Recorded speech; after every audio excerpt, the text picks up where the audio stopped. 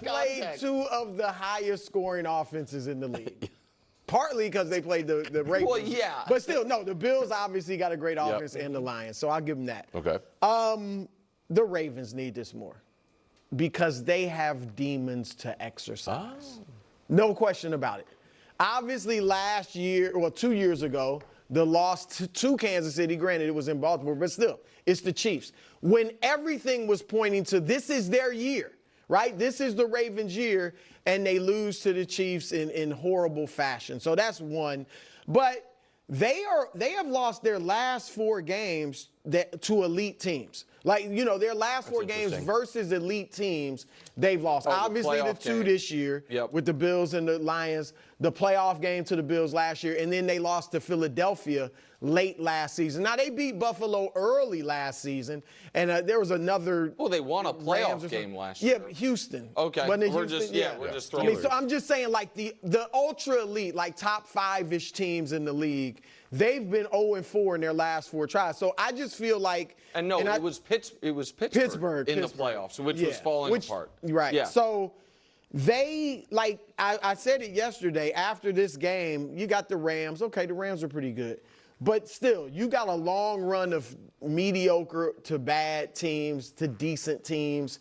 And so I just want them to get a win. They need to have a win over like one of the league's creme de la creme teams. And even though the Chiefs are 1-2, they're still obviously a very good team. Then finally, Lamar 1-5 against the Chiefs. Yep.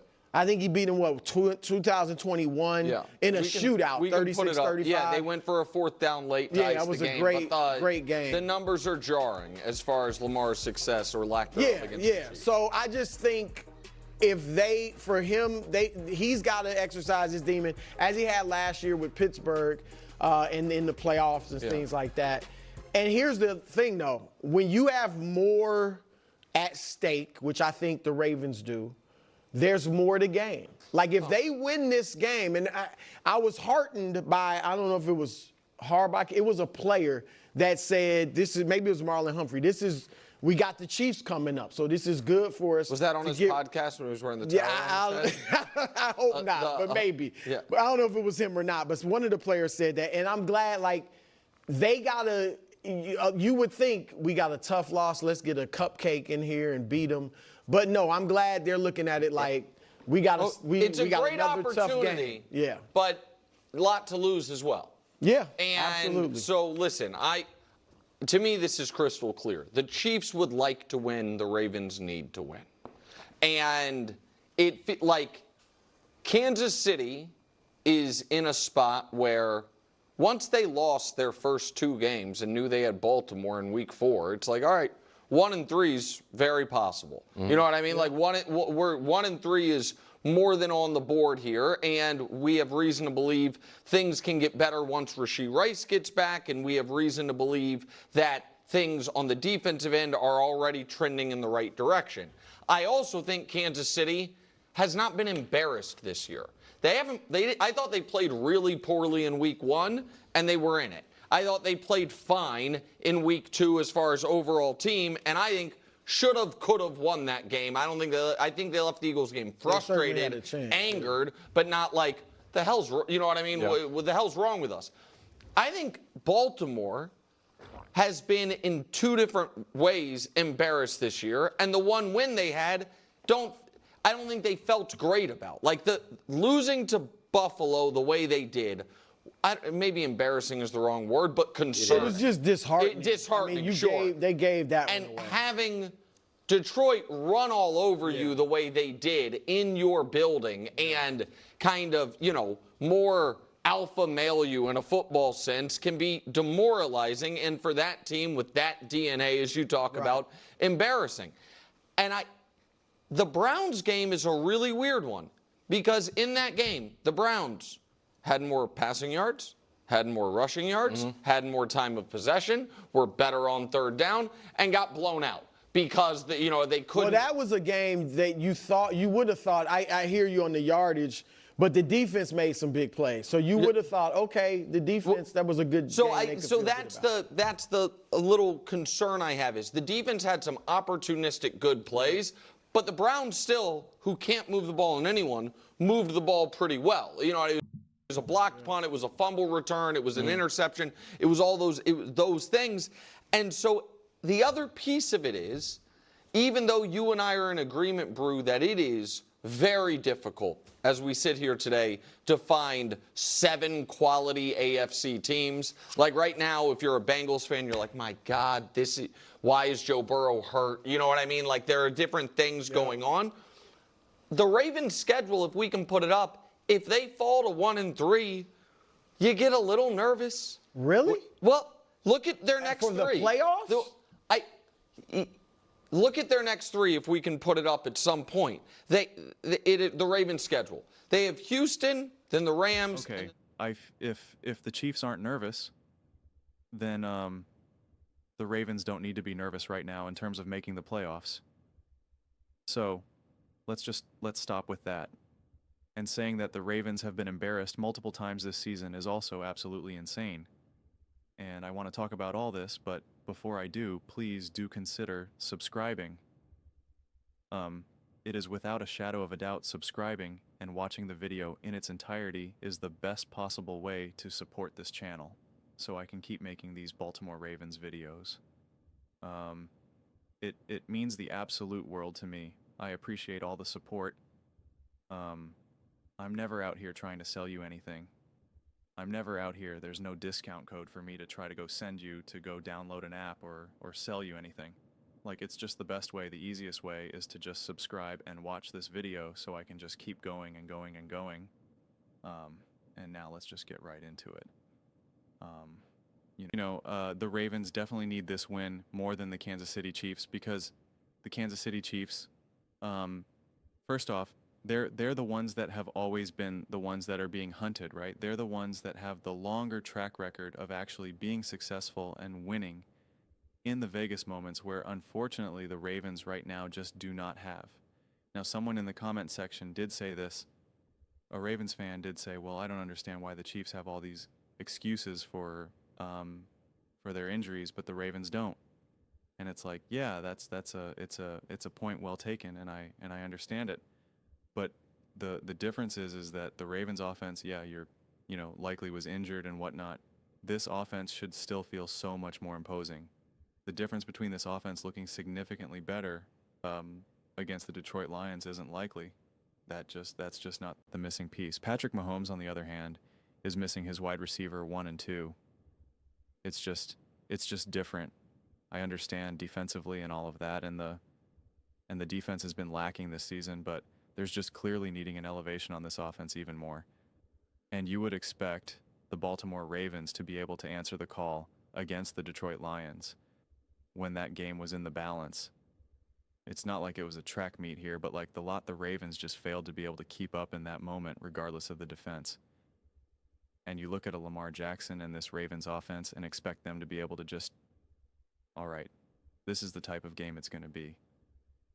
Good luck trying to keep up with us. Like, if you want to win a shootout, you better make sure you score every single drive, because the moment you don't, we got it. And that was just not the Ravens team that we saw. It just wasn't. But like, now talking about all these concerns here, like, okay, the Texans are a mess. The Rams, I think they're a great team, but I don't think you look at them and just like, the Rams clearly got the Ravens beat. Not on that level. The Bears, like, I mean, okay, I guess week 8, the Bears and Caleb, they're just going to be rolling. No issues. There's nothing that this Ravens team can do to disrupt Caleb Williams at all. And that defense for the Chicago Bears is just going to swallow Baltimore up. Like, I'm not seeing that happen. Then you got the Miami Dolphins. It's like, you're afraid of the Miami Dolphins right now. The Vikings, it's going to be interesting. Who's the quarterback? Is it Carson Wentz? Is it J.J. McCarthy? I don't know. You don't know. Nobody knows. That defense will be legit, but like the offense will be like, I don't know who the quarterback for the Vikings is going to be by week 10. Like, I believe in the Vikings, but like week 10, I don't know who the quarterback is. My opinion will change depending on who the quarterback is. and how well they are playing in any given moment. Then you're going up against the Cleveland Browns again. It's like, okay. Then you're going up against the New York Jets. Like, okay. Then you're going up against the Bengals twice. Okay. Then you're going up against the Pittsburgh Steelers with Aaron Rodgers by week 14, week 18. Bro, they could be banged up. Aaron Rodgers, is he still playing? Is he still starting? Or is he on the sidelines now because he's all banged up? I don't know. And then you got the New England Patriots and the Packers. So like there's a ton of wins here. So what are we trying to invent that you're like there's some real concerns here? There's some real concerns here. Like I mean, yes, anytime you're 1-3, like, you know, if you lose the Chiefs, you're going to be concerned. But this idea that you're just like, "Oh man, you're in real trouble here." I mean, there should be like there should be 6 guaranteed wins where if you don't get those wins, but then you're just not a good team. So it's just like it's not even like, well, I'm concerned. You're just like, well, we're just bad then. Like, we're just not good. If you can't come away with the wins against the Bengals, then you're just not good. If you can't beat the Dolphins, and you're just not good. If you can't beat the Jets, and you're just not good. If you can't beat the Browns, and you're just not good. I don't care about that defense. I don't care about the defense, you know? Oh, they have a great defense. Doesn't matter. You're the Baltimore Ravens.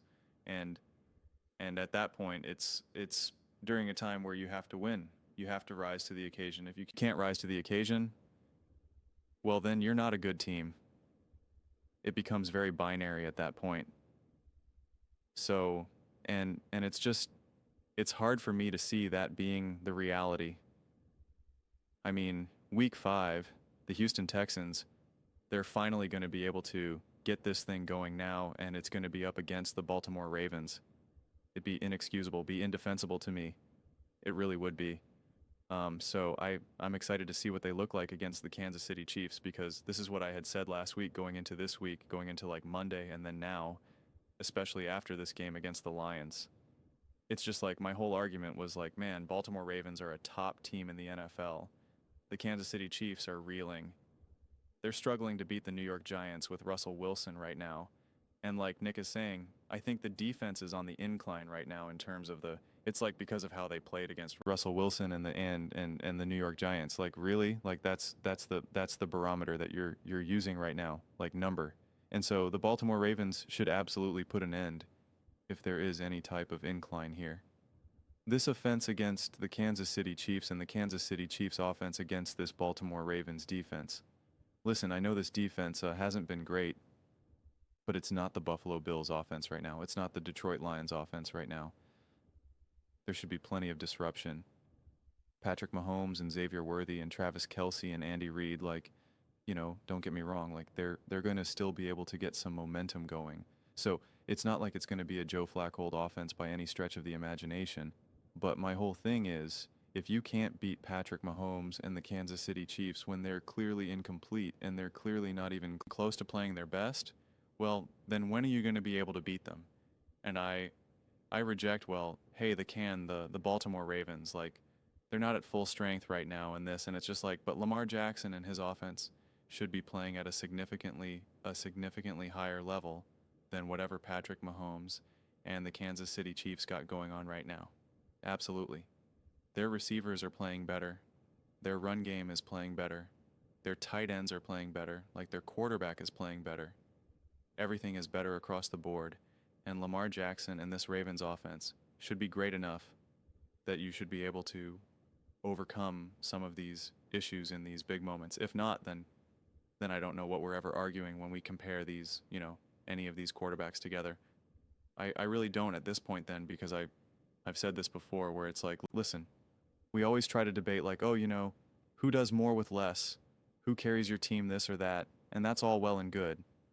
But at the end of the day, in order to win a Super Bowl, you still need to have a great team around you, right? I say that all the time. So really being able to see what your quarterback can do when he doesn't have a great team around him, it's like it's a nice conversation to have when you're comparing quarterbacks in a vacuum.